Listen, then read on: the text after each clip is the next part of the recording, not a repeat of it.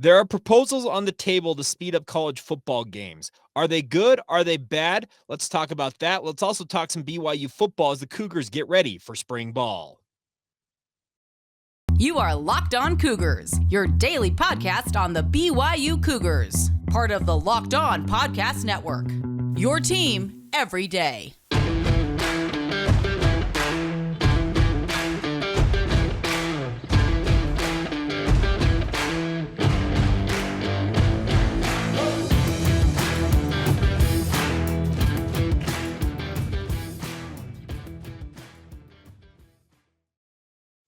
What's up, everybody? I'm Jake Hatch, your host here on Locked On Cougars, your resident BYU insider. Thank you for making Locked On Cougars your first listen of the day. Always appreciate you guys checking out the show. Title sponsor on today's show is our friends over at FanDuel. This episode is brought to you by the FanDuel Sportsbook, the official sportsbook of Locked On. Make every moment more. Visit FanDuel.com/LockedOn today to get started. All right, we got a lot to cover ahead on today's show, but a quick reminder for you guys, if you have not done so already, make sure you hit that subscribe button. If you happen to be watching us on YouTube, hit that follow button wherever you get your podcast. And if you're on YouTube in particular watching this in video format, hit that bell icon just below here. I'm pointing the right way, I think. Enable notifications, so as soon as each new episode goes live, you can check it out. It'll notify you right away. All right, let's dive right in on today's show. And we're looking forward to BYU getting spring ball going here pretty quickly. And the biggest thing for BYU when it comes to spring ball this year is a lot of the new faces that'll be around the program. And I think the biggest thing that people are focusing on, as they are want to do and probably should do, is the quarterback position for the Cougars. Now, I'm going to dig more into each one of the storylines I feel like that we'll be watching for throughout spring ball next week as we get geared up for that. It starts March 6th, so we're just a couple of weeks out from the start of BYU spring ball. But at the quarterback position is Kedon Slovis. Does he actually have the goods? Can he be the guy for BYU this year? He's got one shot at this. This is not a guy who's coming in for multiple years. He's got 1 year of eligibility remaining. He has intentions of making the most of this year and hopefully forging a path for himself to the NFL. And if it all goes according to plan, great, because that benefits BYU in a big way. Because if you get an NFL caliber type performance from a guy like Kedon Slovis, well, you're going to be the beneficiary of it if you're the BYU football program. But it all starts here in spring ball. You have to obviously get integrated with the offense. He's been learning that since the moment he started being recruited by BYU. If you talk to people about it, he really got in, started looking at the playbook, trying to understand things. There have been some skill development opportunities during the winter conditioning portion of BYU's offseason program for him to get on kind of the same page throwing footballs with his receivers, etc. But now when we get into spring ball is when it really starts to count, because you'll have a defense facing you with a new defense, by the way, that you're not going to have ever seen before. BYU's defenders in their own right have never seen it before because they're learning this defense with Jay Hill as the defensive coordinator. And it's going to open up all kinds of opportunities for a guy like Kedon Slovis to go out and make an impression. Got other guys like Jake Retzlaff who have come in from the junior college ranks, figures to be in the mix right away as well. But I think that one of the things when it comes to BYU spring ball is that the quarterback position is going to take the vast majority of the attention, but it should not distract you from so many of the other things going on with BYU. At the running back position, is Aiden Robbins the guy? Can Hinkley Rapati unseat him? Is a freshman like LJ Martin, well, LJ won't be in school at BYU. He actually will not be enrolling till summer, but so ignore that part of it. But can a guy like Aiden Robbins take that job, make it his own in spring ball? Or is Hinkley Rapati, what we saw down the stretch last season, is just kind of a glimpse of what he's capable of doing? And can he emerge as the next great BYU running back in this offense? You move to the offensive line and be a mishmash of guys moving to different spots. I think you'll see Kingsley Sewell-Mataia move from right tackle to left tackle. Connor Pay figures to factor in at any one of three positions, both guard spots as well as the center spot, which he held down as the starter for most of last season there. And then you also have a number of other bodies, three other positions that'll have guys that have not started previously getting their opportunity. Flipping over to the defense, it's all new for Jay Hill as he tries to get his defense implemented at BYU. Will he find the athletes in the right positions he needs them to be in to run this defense the way he wants to run it from day one? I would bet no, but he will find answers, at least some answers, it feels like, during spring ball. Guys on the defensive line, linebacking core, and in the secondary all have essentially a clean slate here to go out and show what they can do. Now, Jay was on staff during the bowl preparation season, so he hasn't had an opportunity to watch these guys practicing under the previous regime of BYU's defense. So he has at least a baseline knowledge of what BYU has talent-wise on this defense. How will they fit in? Where are the pieces? Where are you going to put them together when it comes to running this new defensive scheme if you're Jay Hill? It's a big opportunity, and every player out there on the BYU defense has got to be thinking, now this is my opportunity to make an impression. If you were buried on the depth chart previously under the previous coaching staff, well, this is your chance to, like I said, have that slate wiped clean, and you get to kind of essentially start over and reprove yourself to this coaching staff. I don't necessarily think that coming out of spring ball, we're going to have hard and fast answers to many of the questions that we'll dig into more in depth. I want to talk more about different position groups, guys to keep an eye on from what I'm hearing, etc. next week on the podcast. So stay tuned for that throughout the coming week. But the bigger thing I think for BYU is at least getting things implemented, getting a baseline installation of BYU's offense with these new players coming in, getting the offensive line set, finding out if the wide receiving core is going to be good enough. And also for the defense, finding out if you have the athletes to run the scheme you want to do, or if Jay Hill's going to have to adapt it at least in year one for BYU in the Big 12 era. The other thing about this is you've got to take this to the next level. You are a Big 12 program. BYU, you're a big boy now. You have to step up and operate like a Big 12 program. No longer are you a G5 or a packed Power 5 adjacent program who aspires to live this life. You're living the life. This is it. This is the start of the Big 12 era for BYU football. And it's a huge, huge opportunity, but also a big, what I'm trying to say, it's a big responsibility as well for them to shoulder as they move into being a Big 12 member. So there is a huge opportunity here for BYU in spring ball. Like I said, do I expect to have hard and fast answers coming out of the month plus long sessions of BYU spring ball? No, I don't. And I don't think they do either. But they want to at least get the baseline for this program, get them on the path to understanding what they're trying to do. And then once they reconvene officially during August for training camp, you can really start to narrow in on things. The player run practices, the workouts throughout the upcoming spring/summer period are going to be critical for all these players to understand that, hey, there's a personal responsibility here, like I mentioned, with being a Big 12 program and being a Big 12 player, a member of a Power 5 program. You've got to take it to the next level individually. And I think that's the other thing about this. This spring period will also probably weed out some guys. Guys may transfer after the spring period. May 1st is opening the new transfer portal window for about 2 weeks. BYU also, at the same time, on the flip side of that coin, will have the opportunity to evaluate during spring ball and realize, okay, maybe we need to add another secondary player. I think they do. Maybe we need to add another wide receiver. I think they do. Maybe we need to go out and bolster the linebacker position. Maybe we need to do a couple of things.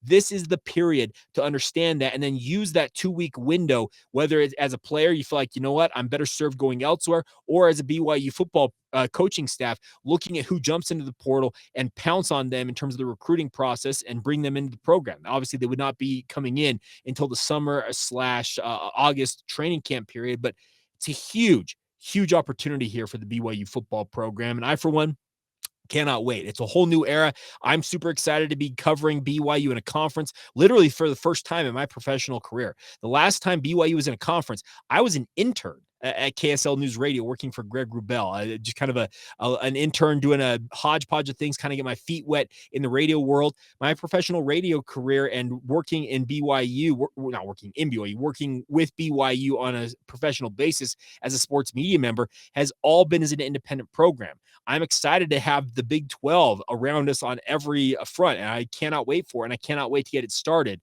with BYU spring ball. Now, there are other questions out there that are proposals out in front of the NCAA's Division I Council, who's going to make determinations on changes that could be implemented. There are 4 proposals on options to speed up college football games. I think it's a great idea to speed up college football games, fit them into a tighter time window, etc. But are these the right options for college football. We'll get into that in just a moment. First, a word on our friends over at FanDuel. And of course, the midway point of the NBA season is come and gone. We are just about to restart the NBA season. The stretch run is here. Now is the perfect time to get in with it and download FanDuel, America's #1 sportsbook, because customers are getting a no-sweat first bet of up to $1,000. That's a bonus bet back if your first bet doesn't win. Just download the sportsbook app. It's safe, secure, and super easy to use. The best part is then you can bet on everything from money lines to point scores, threes drained, or any other type of prop bet out there. Whatever you're looking for. You also can go by the spread if you want to do it that way.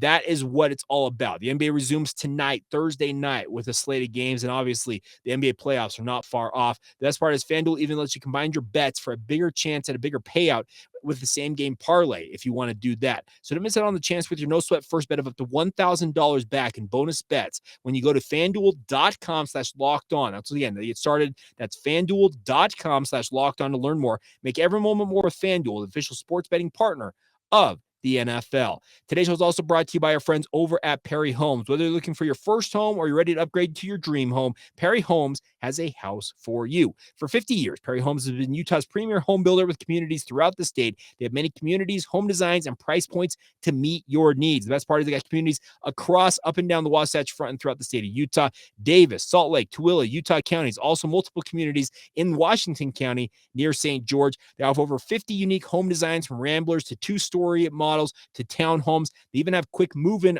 available if you're ready to move now. Get into one of their homes that's already built. They offer generous financing incentives also through their preferred lender if you want to get started on that front as well. So visit PerryHomesUtah.com to see what's new in Utah's finest neighborhoods. Once again, that's PerryHomesUtah.com. For 50 years, Utah has been coming home to Perry Homes. Thank you once again for making Locked On Cougars your first listen of the day. Make sure you check out our brand new podcast here on the Locked On Podcast Network. That is Locked On College Basketball. We're days away from March Madness being here. March officially coming.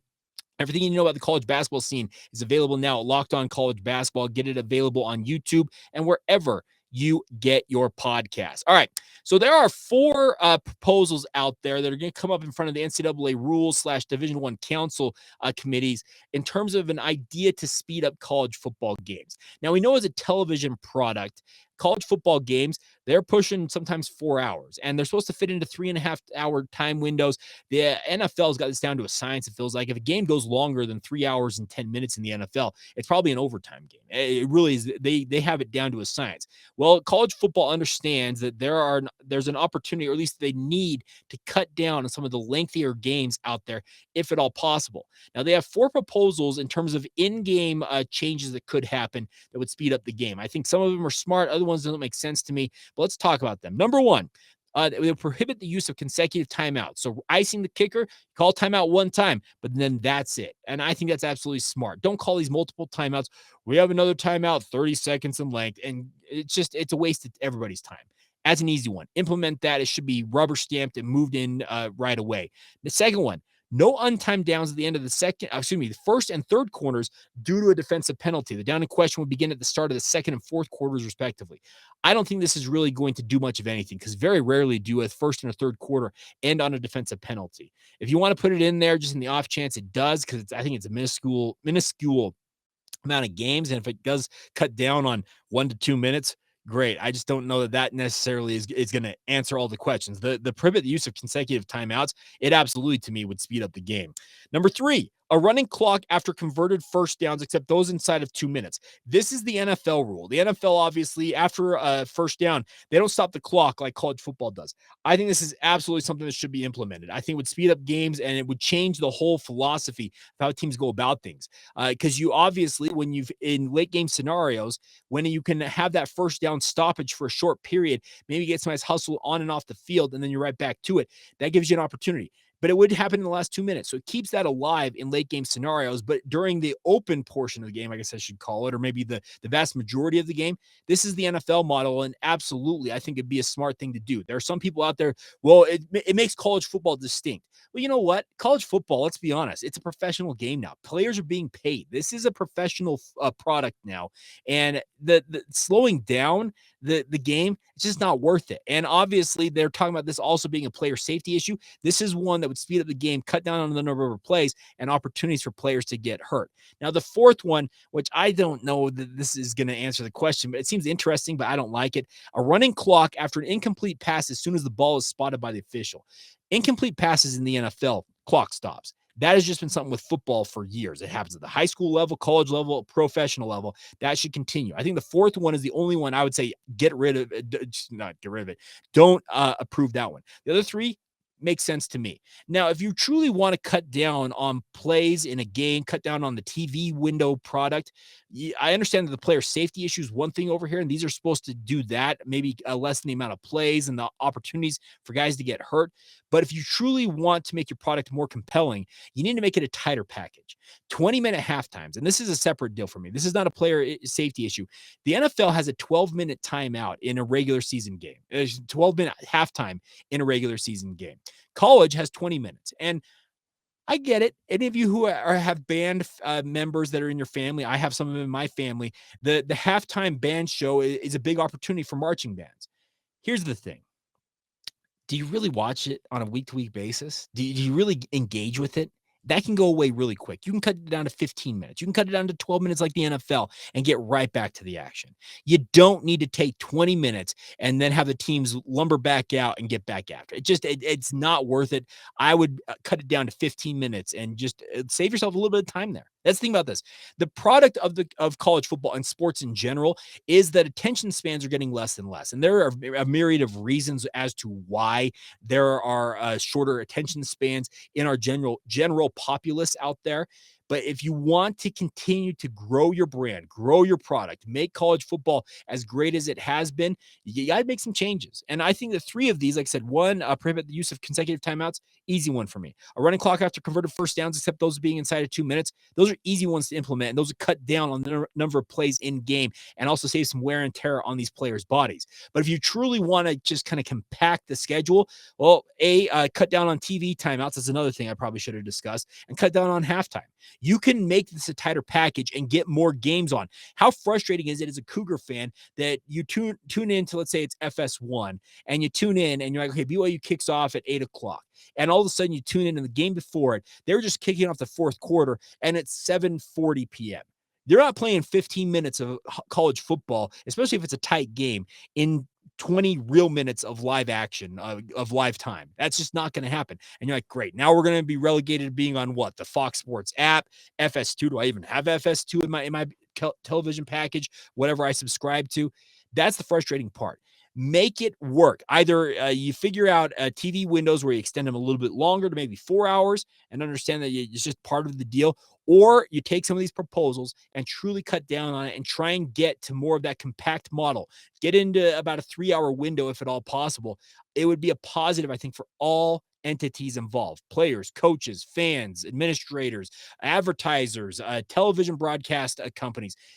Everybody would benefit in my mind from it, but I'm just a simple dude out here in Salt Lake City talking about BYU. All right.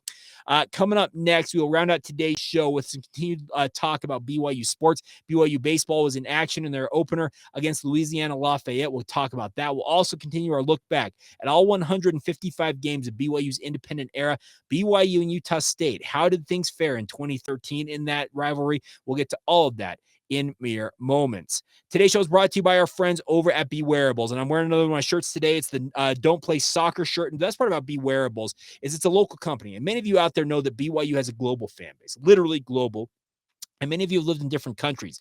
BeWearables.co, which is a combination of Beware and Wearables, has corrected real road signs from around the world that are just funny. That's the best part. They're celebrating the fun thing, and they've turned them into shirts. If you squint into your head a little bit, you'll discover that life is really funny. Each BeWearables design is based on a real sign that is oddly funny. This one is from, I think, from East Asia or something like that, where they say, don't play soccer. Great. Well, BeWearables.co sells shirts and accessories that'll make you and your friends laugh. The best part is it's created by BYU alumni and fans. BeWearables.co converts silly road signs into high-quality t-shirts. They also can do hoodies, phone cases, tote bags, and more. Whatever you can dream up, BeWearables can help you guys out. They feature hilarious signs from travels all over the world, from Iceland to Southeast Asia to Brazil and more. The best part is they sell all their shirts through Amazon. They're high quality. I love wearing these shirts. I got to say, Brad and his crew over there at Be Wearables, they're absolute money. And the best part is they also do custom designs. If you have a custom one you'd like to be worked on by Brad and his company with Be Wearables, go check it out. So go to bewearables.co. That is beware, ABLES.co. So bewearables.co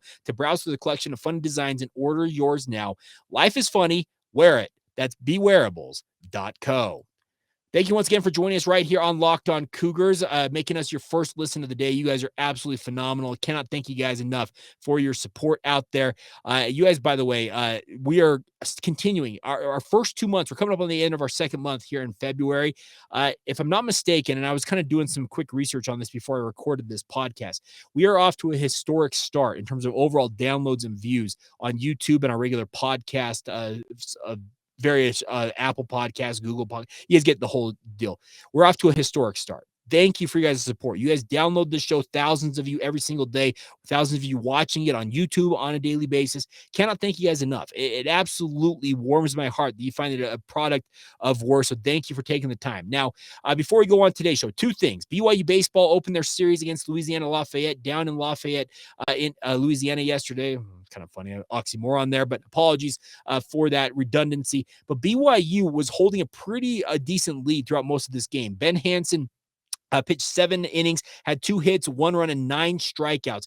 But he went in, he came out after the 7th inning, BYU holding a 3-1 lead at that point. But they saw that lead actually go away in the 9th inning, ultimately falling 4-3 to the Raging Cajuns. So disappointing opening series loss. BYU drops to 2-3 on the season. They're back in action this evening. You can check that out on BYU Radio. It's also for the first time, the next 3 games for BYU against Louisiana Lafayette are going to be streamed on ESPN Plus. If you want to watch a live stream, if you subscribe to ESPN Plus, or if you want to do so right now, you can tune in and watch the Batcats in action against the Raging Cajuns. Hopefully, they can hold them off this time and get the victory in the matchup tonight. They'll also play tomorrow and Saturday. Now, our final note on today's show is a continuation of our look back at all 155 games that BYU played in their independent era. And we've been kind of grinding through these as we've gone throughout this offseason. Today, we stop on a 31-14 win for BYU over Utah State in Logan. Taysom Hill threw 3 touchdown passes to Mitch Matthews. Van Noy had an interception, return a pick 6 for a touchdown as BYU ran away with a 31-14 win. Taysom, after having a really, really nice passing performance against Middle Tennessee State, had a decent one. 17 of 31 for 278 yards, but also had the 3 touchdowns and an interception. He ran for just 36 yards. Jamal Williams ran for 79 yards after returning from injury for BYU, and BYU got the big win. Chucky Keaton was one of the quarterbacks for Utah State in this game, but it was not his best. He only has 4 of 10, 26 yards, 1 touchdown against 1 interception. Craig Harrison came in 18 of 41, 185 yards, 1 touchdown, 0 interceptions. And suddenly BYU, for the first time in 2013, was off to a winning streak. They improved their record to 3-2 with this win in Logan. And the thing about this is with the Utah State series, similar to kind of the Utah series throughout their independent era, there were ebbs and flows to how that series went. Obviously, what was happening with Utah State during this period was they were kind of getting off the deck. Utah State for so long, so many decades. You think about the 70s, the 80s, the 90s. BYU it was a routine thing. Oh, we play Utah State annually, and we're going to kick the crap out of them. Well, during this period of the independent era for BYU, led by Gary Anderson most notably, Utah State finally got off the deck and made things a lot more interesting for BYU. But this was kind of a laugher because Mitch Matthews, as I mentioned, 5 receptions, 112 yards, 3 touchdowns, absolutely masterful. And when KVN's on the field, you can never count BYU out of anything because Kyle Van Noy's ability to take over a game, having a pick 6 in this one, it means you have a good opportunity. And like I said, this was the first winning streak for BYU. They put 2 in a row together, and then finally started to feel like, if you remember back in 2013, after this win, as they got into early October here, it felt like finally BYU was starting to get into a groove. And we were going to talk about this as we continue to look at this. BYU started to really rattle off win after win after win, and it really was due in large part to having Taysom Hill consistently in the lineup. This is one of the few games in his career career at BYU playing against Utah State, he did not suffer a season-ending injury. And it's crazy to think about how often it happened, first off for Taysom in his career, but how often it happened against Utah State. It was just like a bugaboo. And there were people out there, I remember talking to people, and we had this discussion amongst ourselves in the media. Should Taysom sit out the Utah State games? And it ended up being a bigger conversation as time went on. But this was a big win for BYU because it got them on a little bit of a roll. And we're going to talk about a game against Georgia Tech on tomorrow's podcast that really, I think, set the tone of like, okay, BYU's rolling here, and they're finally getting things put together, and they really, really started to look the part of a team that could really, really do some damage. And we'll talk about that as things progress on this podcast throughout the coming days and weeks right here on Locked On Cougars. That's going to do it for today's edition of the show. A big thank you once again for you guys' support of the podcast. As always, it's a ton of fun to sit down, look back at these old games with the independent era we're looking back on, talk about kind of the news of the day when it comes to college football, both in the Big 12 for BYU and from a national perspective. So hope you guys will stick with us throughout the offseason. We'll get you ready for BYU spring ball, like I said, coming up tomorrow and throughout next week as we talk about kind of the bigger storylines of what to expect during spring ball. And by the way, other thing about that with spring ball, there's going to be storylines that emerge that we can't prognosticate or put together right now. And that's the fun part about it. Just you have to let things kind of just flow, and we'll have some fun with that at the same time. But regardless, thank you for being with us. Thank you for making us your first listen of the day. Want to encourage you guys now to make your second listen. Our friends over the Locked On Big 12 podcast. Josh Neighbors has done a bang-up job covering all things in the Big 12 conference. You want more of that macro view of the Big 12? Get to Locked On Big 12 wherever you get your podcasts. Also, check it out on YouTube. All right, that's going to do it for myself. Have a great rest of your day, my friends. Hope you all are doing fantastic, staying warm if you're in Utah with all the snow on the ground. But regardless, have a great day, and we'll talk to you guys tomorrow right here on Locked On Cougars. See ya.